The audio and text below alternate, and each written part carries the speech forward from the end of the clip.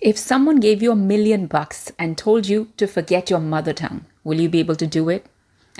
Before you go for that hard no, check out these two examples I have for you. Katrina Kaif, famous Bollywood actress, been in the industry for 20 years, starting with Boom in 2003 all the way up to Tiger 3 in 2023. You think in 20 years she would have picked up Hindi and forgotten her British English.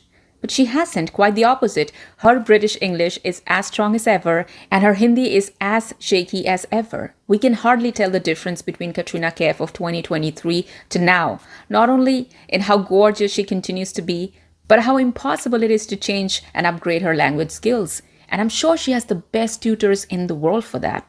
And she's always surrounded by people speaking either Hindi or Indian English at best. And still, she has not unlearned one thing.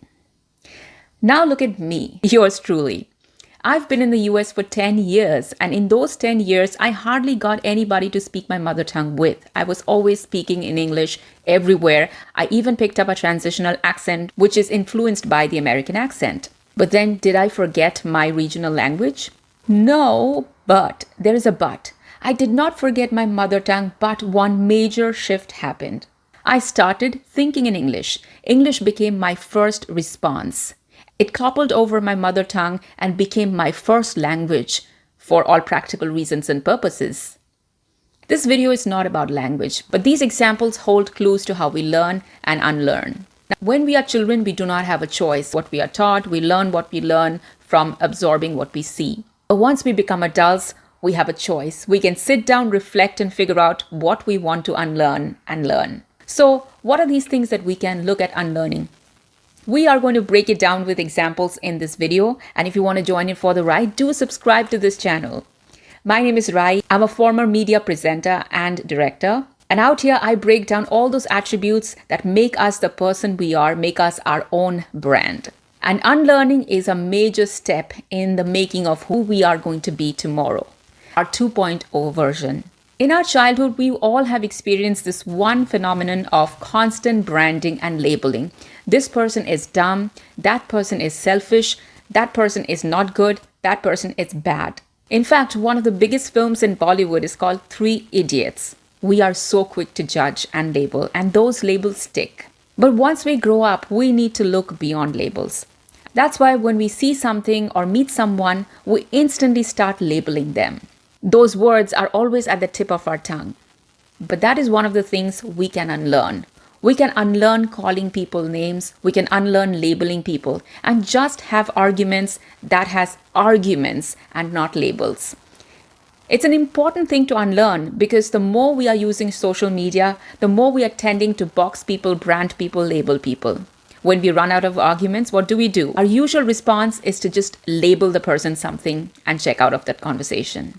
Another conditioning we develop as a child is idolizing certain people, either historic figures or religious figures, or even certain members in the family and society. We consider them worthy of worship and absolutely perfect. But when you grow up, you have the responsibility of finding out who they are in totality and see them for who they are with realistic lenses. Mahatma Gandhi, known to be the father of the nation because his contribution to nonviolent movement.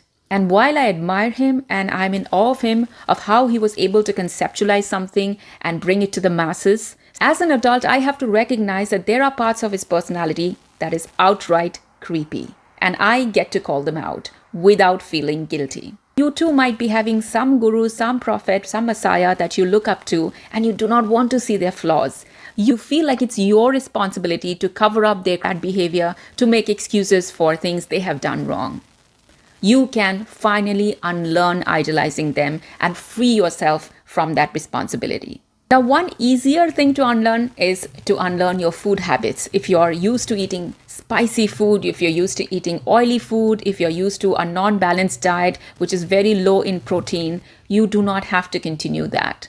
If you've been told this is the only type of meat you can eat, this is the only type of vegetable you can eat, it's time to grow up, study nutrition, and figure out what is good for you in the long run, good for the human race in the long run, and good for coexistence in the long run. You have to factor in all these things once you are an adult and not just think, what does my family eat? Somebody told me something very interesting about Indian food. While I would 100% vote that Indian food is the tastiest food in the world, I will also admit that despite all the flavor, it actually lacks taste. What I mean is, when you eat a cauliflower curry, you hardly get to taste the cauliflower. You don't know if the cauliflower is sweet. You don't know if the cauliflower is fresh.